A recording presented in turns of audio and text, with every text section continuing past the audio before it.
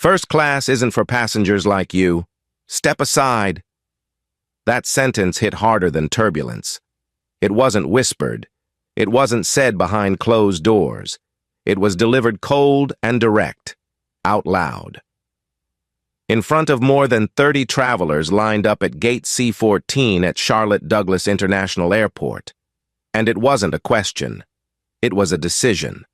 Made in an instant by a flight attendant who hadn't checked the boarding list, hadn't asked for clarification, hadn't paused for 1 second to consider the truth.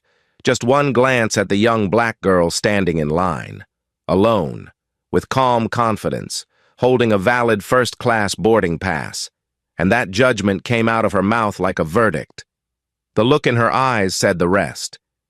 You don't belong here. The tone didn't leave room for correction. The pause afterward, the silence that hung in the air, wasn't confusion. It was humiliation. For Maya Thompson, 17 years old. Those words didn't just interrupt her boarding process. They pierced something deeper. But she didn't flinch. She didn't raise her voice. She stood tall, her grip tightening slightly on the backpack strap over her shoulder, her chin steady, her voice still quiet.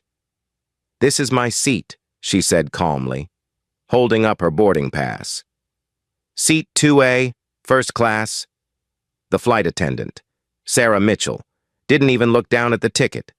She crossed her arms, shifted her weight, and said, "Well, we'll see about that." Before we dive in, where are you watching from today? Drop your city or country in the comments. And if stories like this move you or make you think, hit like and subscribe. It means more than you know. Now, let's go back to the beginning, the day Maya would never forget. It started with sunlight, bright North Carolina sunlight streaming through the kitchen window back in Raleigh as Maya sat at the table with her parents. Her mom, Denise, was packing an extra mask and hand sanitizer in Maya's bag, the way nurses always do.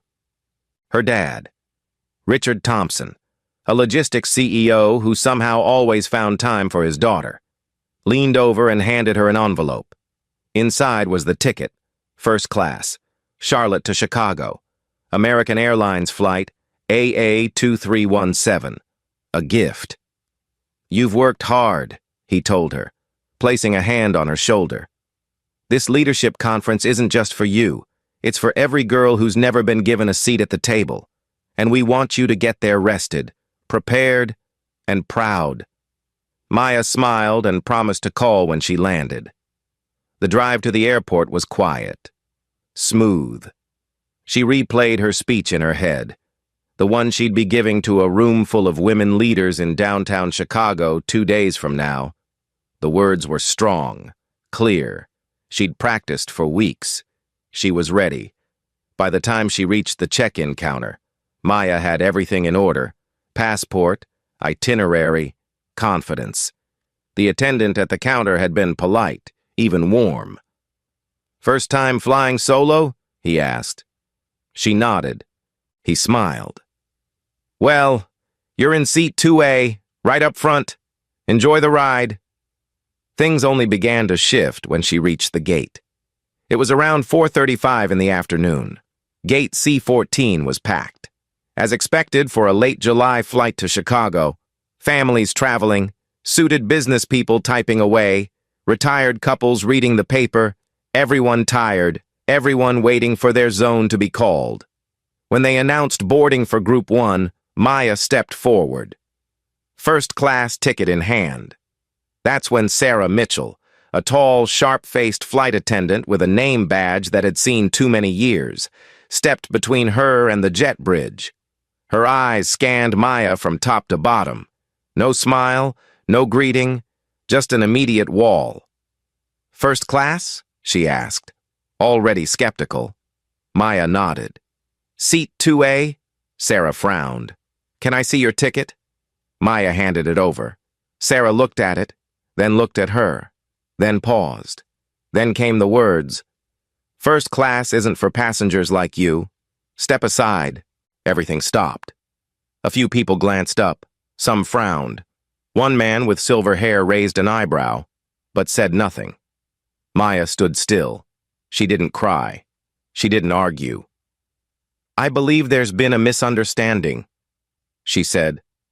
"This was booked by my father." Sarah didn't budge. "You'll need to wait here. I'll speak with the gate agent." And just like that, the energy shifted. Maya wasn't a student headed to a leadership summit. She was a problem to be dealt with, a disruption, a question mark. As Maya stood there, other passengers boarded. A few brushed past her without eye contact. One woman, elderly, kind eyes, gave her a sympathetic look, but didn't speak. That was Helen Carter, a name Maya wouldn't learn until later. In that moment, Maya simply felt exposed, not because she'd done something wrong, but because someone else had already decided she didn't belong. The humiliation didn't come from being questioned. It came from the assumption, the tone, the ease with which Sarah dismissed her presence. After a moment, the gate agent returned and scanned the pass. "It's valid," she told Sarah. "It's confirmed." But Sarah didn't apologize. She didn't even acknowledge the mistake. She stepped aside and gestured to the jet bridge. "Fine," she said. "Go ahead." But her tone made it clear. This wasn't over. Maya walked down the ramp slowly, feeling dozens of unseen eyes on her back. When she reached the cabin door, another flight attendant greeted her. But without enthusiasm, Maya stepped into first class, placed her bag overhead, and settled into seat 2A. The leather seat was wide, the space comfortable, the cabin quiet. But nothing about it felt peaceful. Her heart beat louder than the hum of the engine. She stared out the window, trying to breathe. The moment should have felt triumphant, but instead, it felt like she'd walked into a room not meant for her, even though she had every right to be there. And that was just the beginning. In the next 10 minutes, everything Maya knew about injustice, courage, and her own voice would be tested. And when the truth came out, the entire flight, the crew, and the airline would never be the same again. Maya had barely buckled her seatbelt in 2A when she noticed the same cold presence stepping into the front cabin. Sarah Mitchell, the flight attendant who had just humiliated her at the gate. Sarah scanned the cabin like she was checking for intruders, then stopped when her eyes landed on Maya. For a second, nothing happened. Then Sarah turned sharply, walked back toward the galley, and returned a moment later with a tablet in hand. She leaned over slightly, just enough for the nearby passengers to hear, and said with a clipped tone, "I need to see your boarding pass again." Maya looked up, confused. "You already checked it, at the gate." Sarah's voice dropped slightly, but the cold edge remained. "Yes, and now I need to confirm again. There's a possible mismatch in the system. We can't have people in the wrong seats, especially in this section." She didn't say first class out loud this time, but the message was clear. You still don't belong here. Maya reached calmly into the side of her bag and handed her boarding pass over. Around her, a few passengers shifted in their seats, not out of concern, but curiosity. One man, seated across the aisle, raised an eyebrow and watched without expression. That was Robert Klein, a corporate attorney from Charlotte with just enough pride and years in his voice to believe his assumptions were facts. As Sarah examined the boarding pass like it might be counterfeit, Robert leaned slightly forward and muttered, not unkindly but with complete ignorance. "Are you sure you're not in the wrong section, young lady? I've flown this route 100 times and, well, this part of the plane usually isn't." He stopped there, but the pause did all the talking. Maya turned and replied quietly, "This seat was a gift from my father. I'm attending a leadership summit in Chicago." She didn't raise her voice. She didn't apologize. But her jaw tightened. Just then, an elderly woman 2 rows behind Helen Carter, leaned forward in her seat. She's already shown her pass, and if there's a problem, it certainly isn't her doing. Her voice was soft, but firm. Sarah looked up briefly but said nothing. She didn't want to engage. Instead, she sighed like she was being inconvenienced and tapped a few buttons on the screen. There may have been a booking glitch, she said, not to Maya, but to the air. Until we sort it out, I'll need you to move to an open seat in economy, just temporary. We'll bring you back up if it clears. Maya blinked. Excuse me? Her voice was calm, but this time it cracked just slightly, a sign of both confusion and rising emotion. This is my assigned seat. Sarah didn't budge. We're at full capacity and need to avoid delays. Please collect your things. I'll escort you. The cabin was quiet now. People were definitely listening, but no one stood up. Not yet. Maya looked around. Her seatmates avoided eye contact.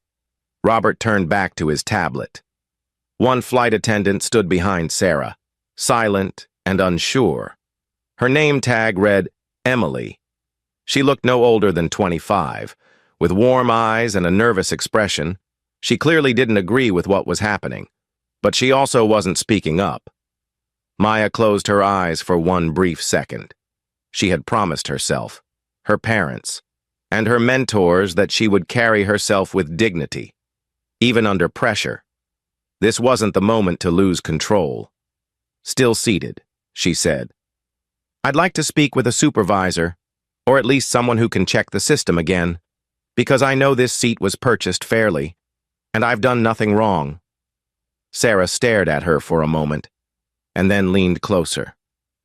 Miss, if you don't move voluntarily, we will have to involve security. Please don't make this difficult. The warning wasn't loud, but it was threatening. That word, security, echoed in Maya's ears. Not because she was afraid of being wrong, but because she knew how quickly people like her could be labeled aggressive or non-compliant for simply standing their ground. She'd read the stories. She knew the headlines. She was already being watched. Taking a deep breath, Maya nodded. She stood slowly, grabbing her bag, refusing to look at anyone directly. As she stepped past the curtain and down the narrow aisle toward economy, she felt the sting of shame rise in her chest. But it wasn't shame in herself. It was the shame of being publicly dismissed, without cause, in front of people who had chosen silence over justice, near the back of the plane. Sarah gestured to a cramped middle seat between two already seated passengers. You can sit here for now, she said, and then walked away without another word. Maya sat down, her knees brushing the tray in front of her, her long legs barely fit. The air felt hotter, the hum of the engine louder. She stared forward, jaw tight, hands clenched together in her lap. The woman seated to her left, Lisa Harper, a freelance journalist in her 30s, glanced sideways, then leaned slightly toward her. I saw what happened, she said softly. That wasn't okay. Maya nodded, her voice low. It's fine. Lisa shook her head. No, it's not. That wasn't a mistake. That was a message. And people like her send it all the time. She pulled a small notepad from her bag and jotted a few quick notes. Not intrusive, just quiet observation. Maya didn't know what to say. She looked out the window again and took a long breath. Then, pulling her phone from her bag, she called her mother. Mom, she whispered. They moved me out of first class. Denise's voice came sharp and fast. What do you mean? Why? They said there was an issue with the ticket, Maya said, barely holding back emotion. But I think it's something else. Denise didn't ask for details. She didn't press. She just paused, exhaled, and said, You did nothing wrong. Maya, stay calm, and call your father. Maya nodded. Okay? After they hung up, Maya opened her email app and quickly typed a short note to the event organizer in Chicago, just in case her flight was delayed. She kept it professional, but clear. There was an issue with my seat. I may arrive later than planned. Please keep me informed. Back in the economy row. Lisa glanced up from her notes. Are you calling someone who can help? Maya nodded slowly. My dad. He'll know what to do. Lisa nodded once, then whispered. Good. Because I think this might turn into something bigger than just a seat. Maya sat back, staring straight ahead, her phone still in her hand. She didn't cry. She didn't complain. She simply opened her contact list and tapped on the name that had never failed her. Dad. The phone began to ring. The phone rang twice before her father picked up. Hey, sweetheart, everything all right? His voice was steady, that calming, commanding tone Maya had known since she was little. Dad, she said as soon as the call connected. They moved me. Her voice was quiet, but the pain in it was unmistakable. They said it was a system issue, but that's not what this is. She looked at me, and I could tell. She didn't even check anything at first. She just decided. On the other end. Richard Thompson's voice remained calm, but the silence between his measured words spoke volumes. Where are you? He asked. Gate C-14, flight AA-2, 317, still on the ground. Richard's voice lowered a notch. I need you to stay calm. You hear me? I'm going to fix this. Sit tight, sweetheart. He hung up, and Maya stared at the screen for a long moment before locking her phone. She didn't know exactly what her father was going to do, but she knew something was already in motion. Across the aisle, Lisa Harper, the freelance journalist seated next to Maya, watched her with concern. You okay? She asked. Maya nodded, though her voice was tight. My dad's handling it. Lisa raised an eyebrow. Is he? Maya glanced at her. He's the CEO of a logistics company in Raleigh. He knows people. Lisa smiled faintly, sensing there was more to it than that. Good, because that woman doesn't deserve to walk away from this without consequences. A few rows ahead, Emmeline Nguyen passed by with the drink cart. She hesitated when she reached Maya's row, her eyes softening just enough to register empathy. She didn't say anything, but she didn't have to. The shame on her face said she'd witnessed everything, and said nothing. Maya gave her a small nod, forgiving her silently. Emily moved on. Up front in the cockpit, Captain David Sullivan glanced at a discreet message flashing on his tablet. Delay requested. Hold at gate. He raised an eyebrow. There were no weather delays, no mechanical alerts, yet ground control had flagged this plane as not cleared for departure. He didn't argue. Pilots are trained not to question above their pay grade, but something felt different. He turned toward Sarah Mitchell. We've got a 10-minute hold. Technical issue reported. Sarah blinked. With the aircraft? That's what they're saying. David's tone was neutral. He wasn't accusing, but he wasn't buying it either. He noticed how Sarah avoided his eyes. 15 minutes later, Richard Thompson was on the tarmac. Not in line, not in security, but stepping off a private jet that had touched down just minutes ago. He had chartered it the moment he ended the call with Maya. His assistant had already made contact with the airline's regional leadership, and legal counsel was monitoring the situation. Richard didn't arrive with bodyguards or cameras. He arrived alone, in a dark blazer, crisp shirt, and the weight of a man who had built his company from nothing. He was escorted through a side gate, bypassing commercial terminals entirely. By the time he stepped into the jet bridge of flight AA-2317, the flight crew had been alerted that a guest with executive clearance would be boarding. None of them expected him to walk in like he owned the plane, but in many ways, at that moment, he did. Sarah Mitchell was standing at the front, near the galley. When Richard entered, she stiffened immediately. He didn't greet her. "I'm looking for my daughter," he said, his tone flat and direct. "Maya Thompson. You moved her from her assigned seat." Sarah opened her mouth, reaching for a prepared excuse. "There was a system mismatch, sir. A duplicate reservation that—" "No," Richard interrupted. "There was no mismatch, no duplication. What happened here wasn't a system error. It was a judgment call. And you made the wrong one." The silence that followed was suffocating. A few first-class passengers were now openly watching. One even lowered their phone to record discreetly.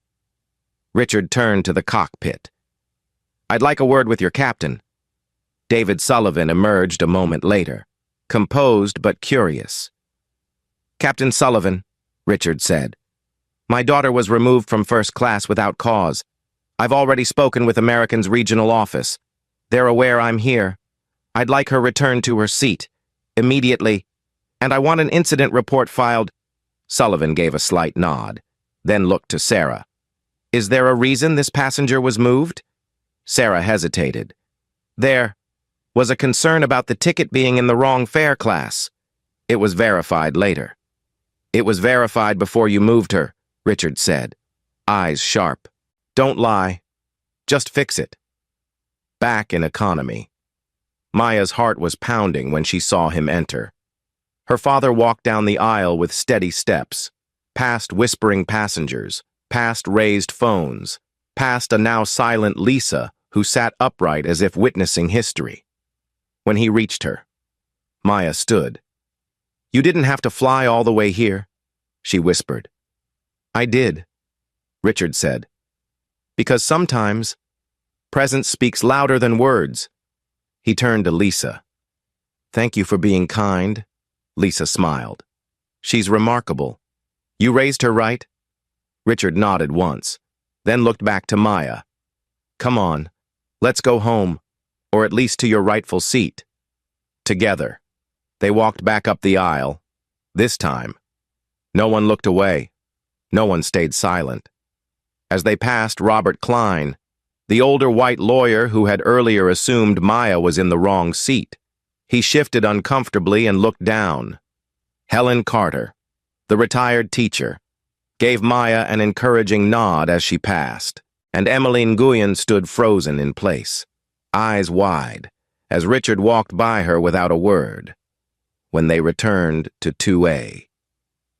Richard waited until Maya was seated, then turned to Sarah. "My daughter deserves a formal apology, but I won't demand it here. I'll leave that to your superiors, who will be contacting you shortly." Sarah didn't respond. She couldn't. Her face was pale. Her career, in that moment, no longer felt steady. Richard leaned down and kissed Maya's forehead. "I'll be watching from the terminal. Call me when you land." He turned and left the aircraft without looking back. And as the door closed behind him, Maya sat taller than ever before. The flight hadn't even left the ground, but something in the air had shifted. Her father didn't just defend her seat, he defended her place. The door closed behind Richard Thompson with a soft thud, but its impact echoed through the cabin like a drumbeat. The passengers in first class sat straighter, conversations hushed. No one quite knew who he was, but everyone could feel what he represented: authority, clarity, and the undeniable force of a father who refused to let his child be disrespected. Maya sat back down in seat 2A, slowly fastening her seatbelt, her fingers trembling not from fear, but from the weight of everything that had just happened. She stared straight ahead, breathing deeply, trying to steady herself as the realization sank in. She was no longer alone. Her father hadn't just listened, he had acted. And now the spotlight, whether she wanted it or not, was squarely on her. Sarah Mitchell returned to the front of the cabin, her face drawn, her eyes no longer filled with cold confidence but with calculation. She said nothing as she passed Maya's seat, only tightened her jaw and continued into the galley. Seconds later, the intercom crackled.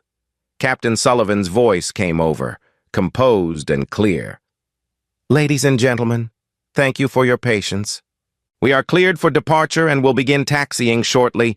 Please ensure all carry-ons are secured and devices are in airplane mode." The usual script.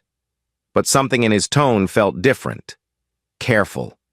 Like he knew eyes were on him now. 2. Maya sat still, her back pressed against the seat, hands in her lap. She felt someone watching her from across the aisle and turned to see Helen Carter, the retired teacher who had spoken up earlier, smiling softly. Helen leaned slightly toward her and whispered, "You did the right thing. And your father. That's a man who raised you to know your worth." Maya nodded gratefully. "Thank you for speaking up. Most people didn't." Helen shrugged. "Silence is easy, but it never changes anything." Just behind them, Robert Klein sat stiffly in his seat, eyes locked on his folded hands. The man who had earlier questioned whether Maya was in the right section now looked like he wanted to disappear into the upholstery.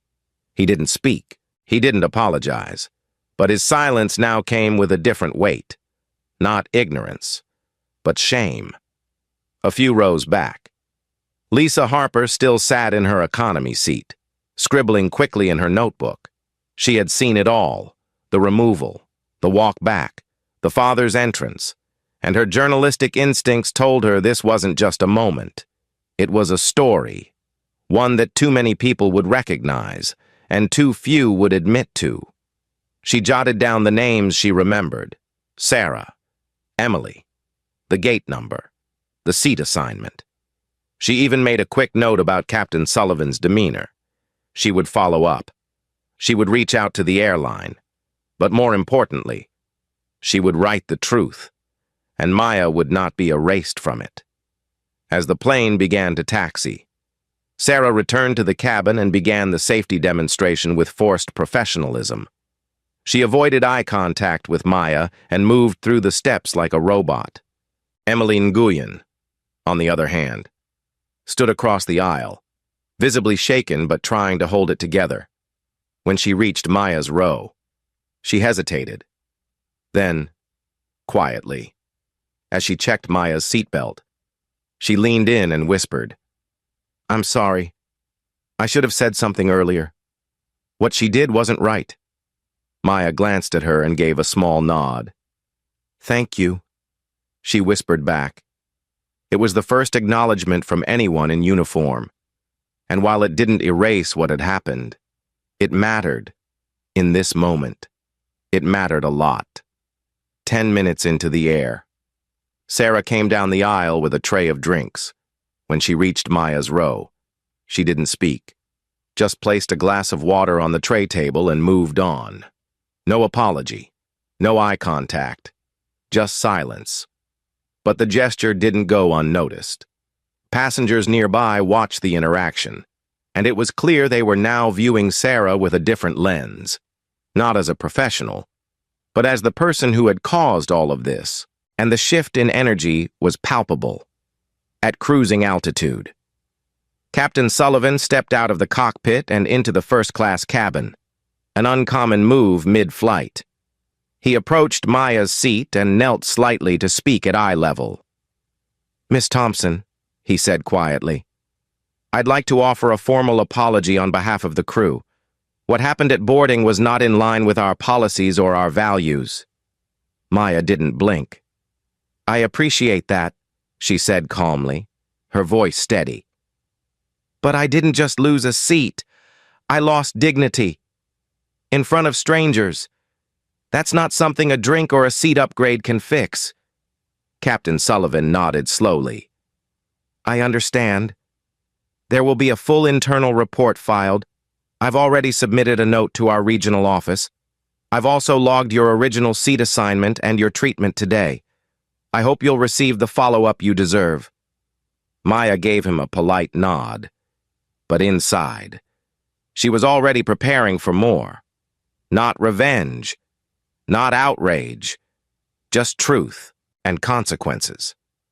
As the captain returned to the cockpit, Helen leaned over again and said, "You speak like someone far older than 17. Maya chuckled softly. "That's what my mom says." Helen smiled. "Your mom's right." In that moment, the plane felt quieter, not just because the engines drowned out the cabin noise, but because the tension had shifted, not erased, but transformed. Maya was no longer seen as a misplaced teenager. She was now the face of something bigger, something many passengers would think about long after landing, an hour before landing. Maya pulled out her tablet and opened the speech she was set to deliver at the Leadership Summit in Chicago. Her fingers hovered over the screen. The original speech had been about rising above stereotypes and seizing opportunity. But now, she had lived an entirely new experience, one that had tested her poise, her confidence, and her identity in real time. She deleted the first paragraph, then the second, and slowly, she began to rewrite.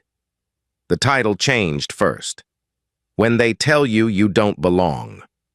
The rest flowed naturally, not from a place of bitterness, but from a place of clarity.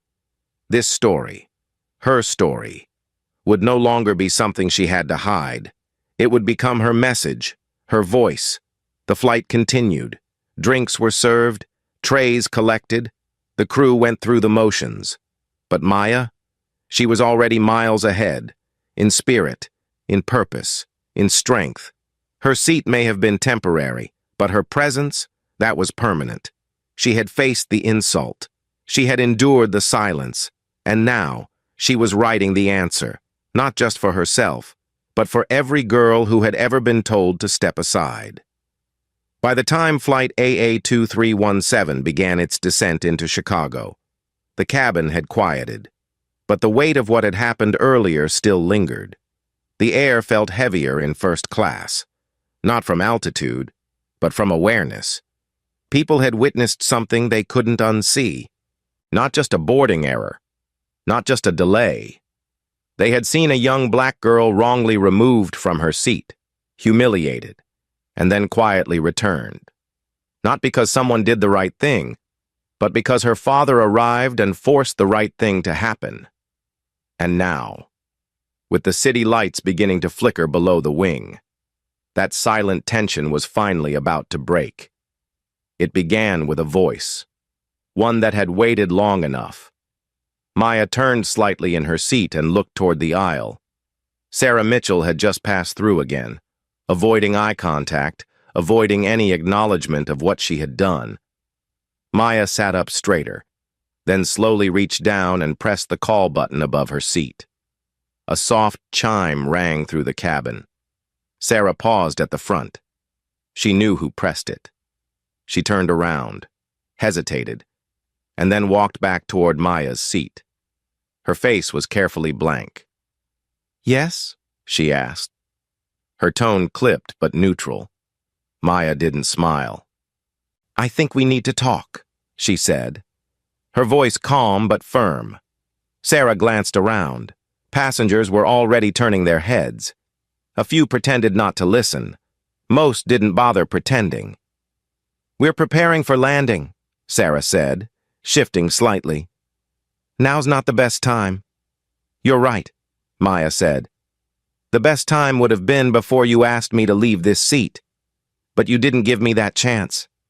So now, I'm taking mine." The words weren't loud, but they carried, with intention, and with the kind of quiet power that makes people stop scrolling and start listening. Sarah took a breath, but Maya didn't stop. "When you saw me standing in line, you assumed I didn't belong here. You didn't check my name. You didn't ask questions.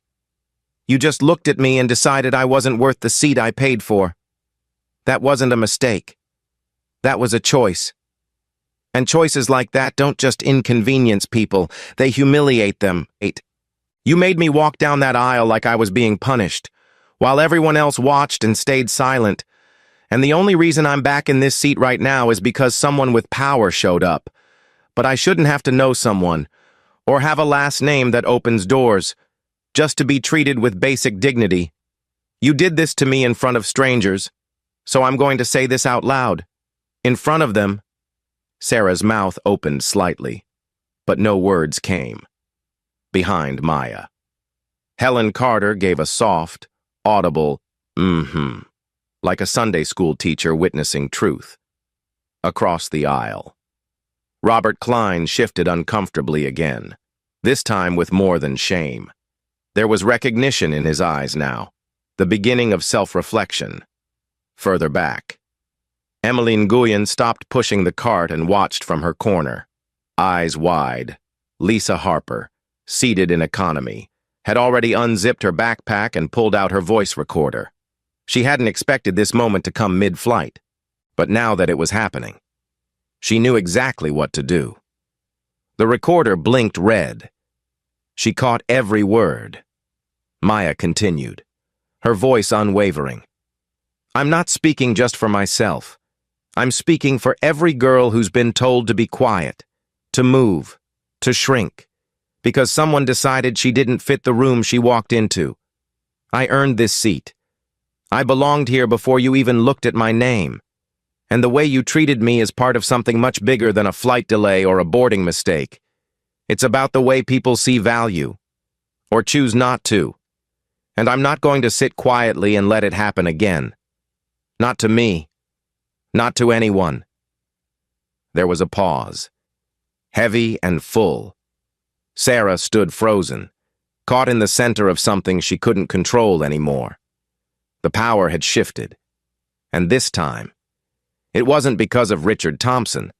It was because of Maya, because of her words, because of her voice. She hadn't yelled. She hadn't cried. But she had drawn a line. And everyone in that cabin knew it, Sarah finally said, almost mechanically. I'll note your comments in the report. I'm not asking for a report, Maya replied. I'm asking for accountability. And if it doesn't happen here, it will happen after we land. Because I've already spoken with a reporter, and I've already rewritten my speech. This story's going to be heard, whether you want it to or not. Sarah turned and walked back toward the galley. But she didn't walk the same way. Her shoulders were stiff, her steps shorter. The pride she carried earlier had cracked, as the captain announced final descent. The cabin went quiet again. But it wasn't the silence of dismissal. It was reflection. Helen leaned over again, whispering, You just taught this entire plane a lesson in grace under fire. Maya exhaled slowly. I didn't plan it. It just needed to be said. Helen smiled. The best truths usually do. When the plane touched down at O'Hare, and the wheels hit the tarmac, applause broke out, not the usual kind.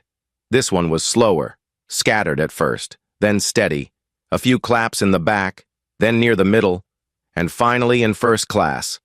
Not for the landing, not for the flight, but for Maya, for her courage, for her voice. Lisa Harper turned off the recorder and slipped it into her jacket. She already knew the title of her article. She didn't belong until she spoke. As passengers stood to deplane, many glanced Maya's way. Some gave a soft smile, some nodded, a few even mouthed. Thank you. Maya stood tall, gathered her bag, and turned to Helen. It was nice meeting you. Helen patted her hand. I'll be telling my grandkids about this flight. Robert Klein stepped into the aisle beside her. For a moment, he looked like he might keep walking, but he didn't. He stopped. Miss Thompson, he said, clearing his throat. I owe you an apology.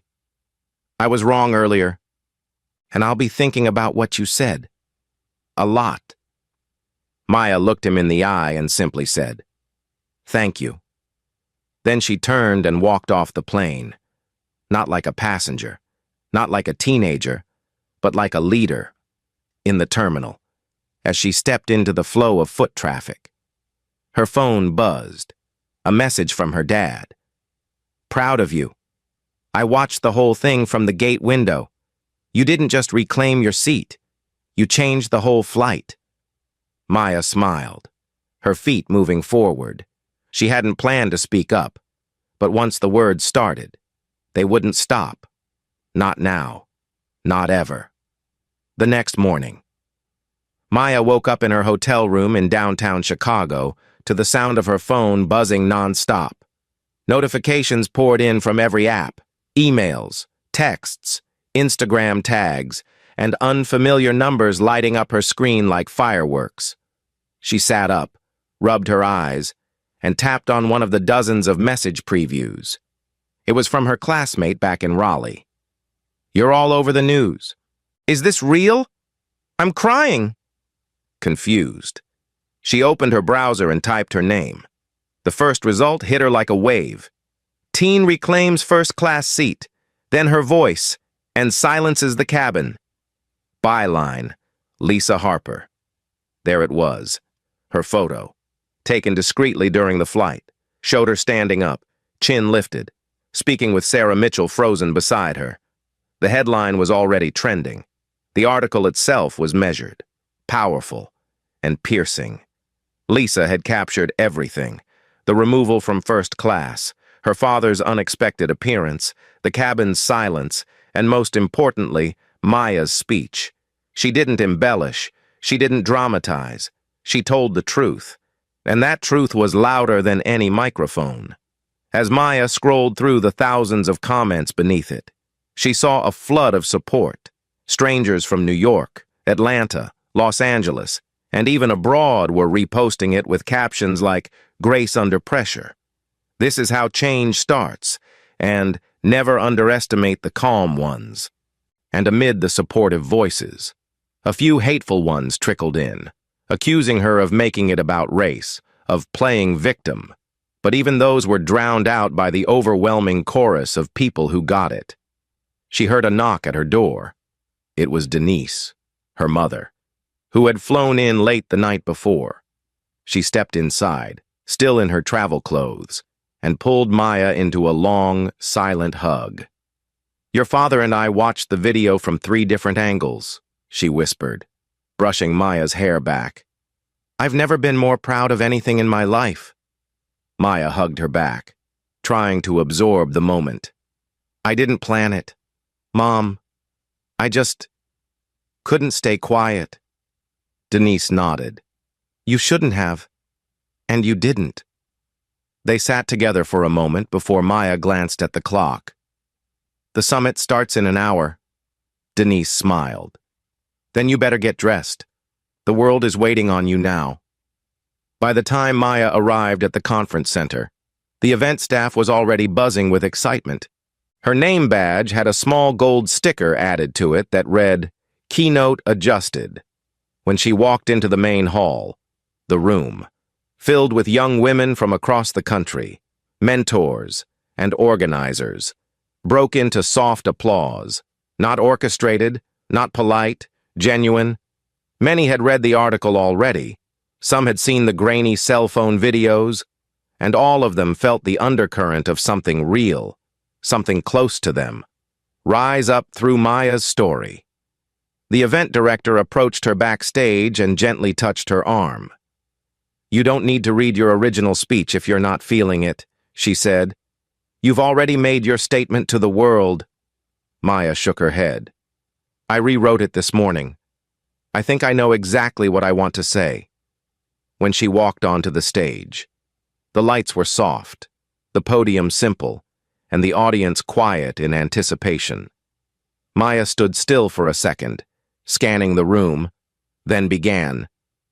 "I wasn't planning to make national news this week. I was just planning to represent my school, my family, and my goals, in a clean outfit and with a well-practiced speech. But life had a different plan." A few people chuckled softly. She continued. "Yesterday, I was told I didn't belong in a first-class seat. I was told that without words, through assumptions and actions, and for a moment, I thought maybe I should stay quiet, be polite, don't make it worse. But then I remembered something my dad once told me. He said, "Never let someone else's ignorance shrink the size of your voice." The room nodded. Some even clapped. "So I spoke," Maya said, her voice steady. "Not just for myself, but for every girl who's ever been made to feel too young, too black, too out of place to deserve space, comfort, or respect." I didn't fight back with anger. I didn't shout. I told the truth. Out loud. And now, that truth has reached places I never expected. Her voice caught just slightly, and she smiled. And if you ever find yourself in a place where someone tells you to step aside, don't just sit back down quietly. Ask why. Stand up. Speak. You might not just be reclaiming your seat. You might be reclaiming someone else's future. The room erupted in applause. Not polite, not rehearsed, but sustained and powerful. Maya stepped back from the mic, heart racing, and knew something had shifted. After the speech, dozens of attendees approached her, some in tears, others speechless. Many just wanted to say thank you. One girl, about 15, with braids and braces, said quietly, "I've been scared to speak up when stuff like that happens, but I won't be anymore." Maya smiled and said, "You have every right to speak. Never forget that." Later that afternoon, a representative from American Airlines called her father directly. The company had seen the article, the footage, the public backlash. They offered a formal apology, assured them that Sarah Mitchell had been placed on administrative leave, and promised a full review of their sensitivity training protocols. Richard didn't accept any compensation. He didn't ask for a meeting. All he said was, "Make sure my daughter is the last one who goes through that. Ever." Emily Nguyen, the young flight attendant who had stayed silent during the incident, reached out via email. In her message, she wrote, "I'm sorry I didn't do more, but because of you. I've already spoken to HR and filed my own statement. I'm ready to stand up now, too." Maya replied the next morning with a single sentence. "It's never too late to do the right thing." That became the closing quote of Lisa Harper's follow-up article, published 2 days later, titled, "First Class Truth: What One Teen Taught Us About Belonging," in her hotel room that night. Maya lay in bed with her phone face down, the notifications still coming in, but she wasn't reading them anymore. She stared at the ceiling, headphones in, listening to soft jazz, something her dad had taught her to do when she needed to recharge. The world had heard her now, but it was what she told herself that mattered most. And what she told herself, quietly, without fanfare, was this: "I am enough. I have always been enough." 2 days later, Maya stepped off the plane in Raleigh, her carry-on slung over one shoulder, her sweatshirt slightly wrinkled from the long flight. She scanned the crowd just beyond the security gate and spotted her parents instantly. Richard in a navy polo and jeans, Denise in her hospital scrubs with her coat still in hand. They weren't holding signs or balloons. They didn't need to. Their smiles said everything. As Maya approached, her father wrapped her in a long, quiet hug. He didn't say, "I told you so." He didn't need to. "You good?" he asked softly. Maya nodded against his chest. "Yeah, I'm really good." Denise pulled her into a hug next, whispering, "You didn't just speak. You moved people." They walked together through the terminal, Richard carrying Maya's bag even though she insisted she could handle it. Outside, the air smelled like summer rain, warm pavement and honeysuckle. Raleigh felt quieter now, slower than Chicago, but exactly what she needed. In the car, her parents asked about the conference, the speech, the reporters. Maya answered in her usual calm way, never dramatic, never bragging. She mentioned how the keynote had gone viral, how 3 different universities had already invited her to speak next spring, and how one nonprofit had reached out asking if she'd consider helping them mentor other young women of color. Richard smiled in the rearview mirror. Just another week for Maya Thompson. Maya rolled her eyes and laughed. Right. That evening, she sat on the front porch of their house, feet up on the railing, sipping lemonade from the glass her mom had handed her. The sky was turning golden pink. Crickets were beginning to hum. Her phone buzzed again. Another notification. But this time, she turned it face down. Not because she didn't care, but because she no longer needed outside affirmation to feel seen. She had spoken, and she had been heard. She reached into her tote bag and pulled out a folded sheet of paper. It was the handwritten copy of her speech, the one she'd rewritten on the plane just before the summit. She unfolded it slowly, rereading her own words. They didn't feel distant or polished. They felt like her, centered, steady, growing. For the first time in days, she let herself sit in silence. No headlines, no questions, just peace, inside. Her parents were talking softly over dinner. Denise glanced out the window and said, "She hasn't been the same since that flight." Richard nodded. "She's always had that strength. The world just hadn't seen it yet." He paused, then added, "Now they have." That night, Maya went to bed early, before turning off the light.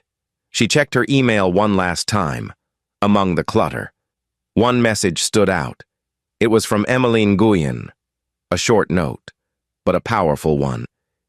"Because of you, I've spoken up about what I saw. I've decided to leave the airline. I'm going back to school to study social work. I want to be part of something that heals, not hides. Thank you." Maya stared at the screen for a moment, then hit reply. She typed just 6 words. "I believe in your next chapter." The following Sunday at church, their pastor briefly mentioned Maya in his sermon, not by name, but everyone in the room knew who he meant. "Sometimes the youngest voice in the room carries the oldest wisdom," he said, after the service. Friends and neighbors came up to the Thompsons with hugs and kind words. A few teachers from Maya's high school had already printed out Lisa Harper's article and taped it outside the counselor's office with the caption, "Local student shows us all how to lead." But through it all, Maya stayed grounded. She wasn't chasing fame. She wasn't trying to become a symbol. She just wanted to be the kind of person who didn't let fear or bias have the last word. That afternoon, while helping her mom fold laundry, Maya looked up and asked, "Do you think people will still care in a week?" Denise paused. "Maybe. Maybe not. That's not what matters. What matters is what you do next." Maya nodded slowly, taking that in.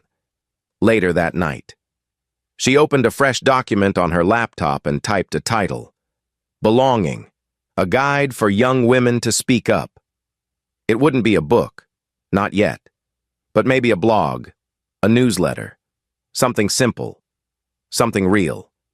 She didn't want to go viral again. She wanted to build something lasting.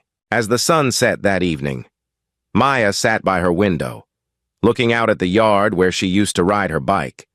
The world outside hadn't changed much. The grass still needed cutting.